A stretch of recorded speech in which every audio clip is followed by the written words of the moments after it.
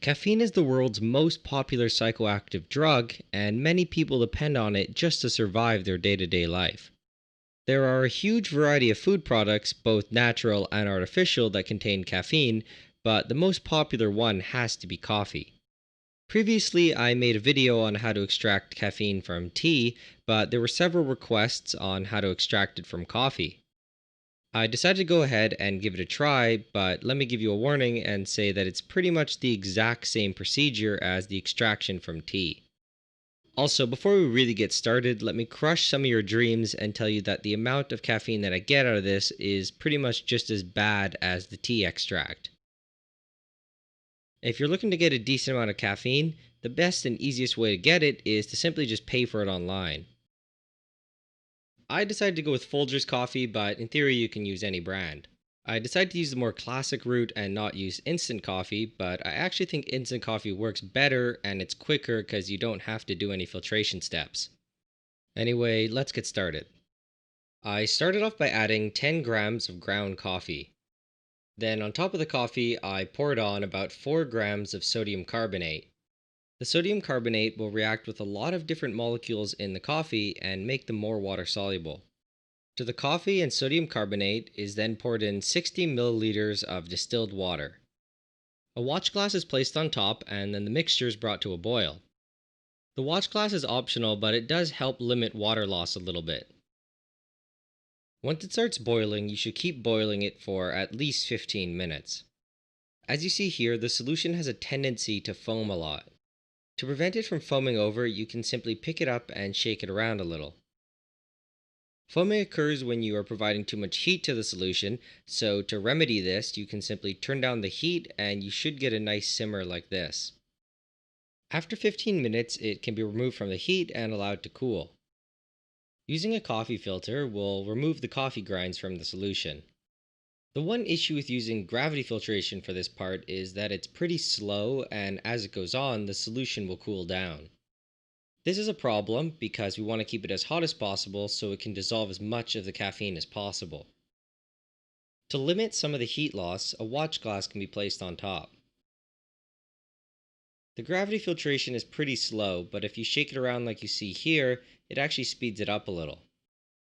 Eventually, almost everything's filtered through and we're left with some wet coffee grounds. A small amount of boiling water is used to wash the original flask that we soaked the coffee grounds in. This is poured in and allowed to filter through.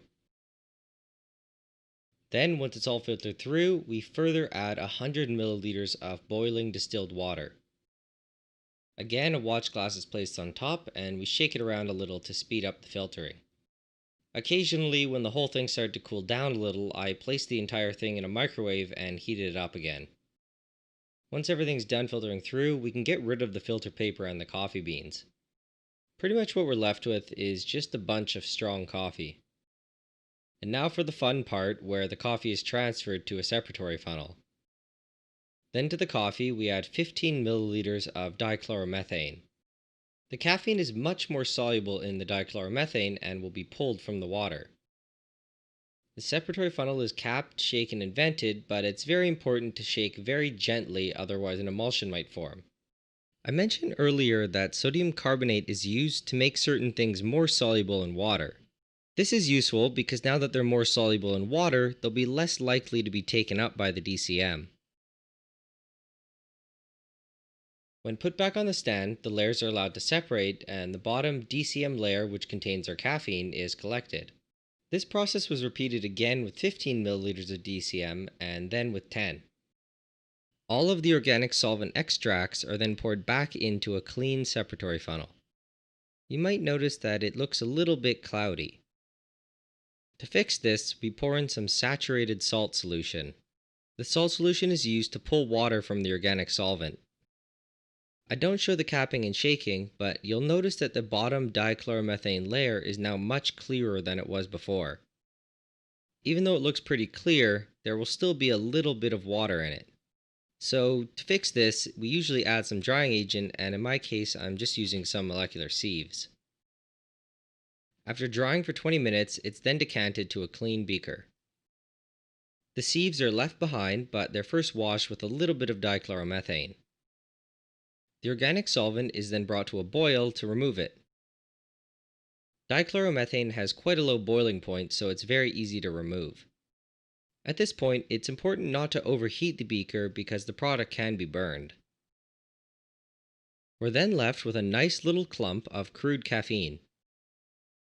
This small amount of caffeine was then recrystallized using a little bit of 95% ethanol. The recrystallization test tube was placed in a freezer and then the contents were vacuum filtered. The caffeine crystals were allowed to dry under vacuum for a few minutes. In the end, the yield was 30 milligrams of nice white caffeine.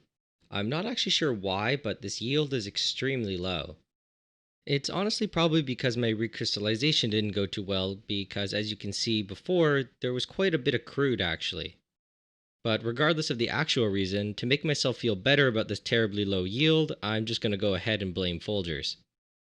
Honestly though, I think this method of extracting caffeine is kinda just bad because every time I've done it, the yield is pretty low.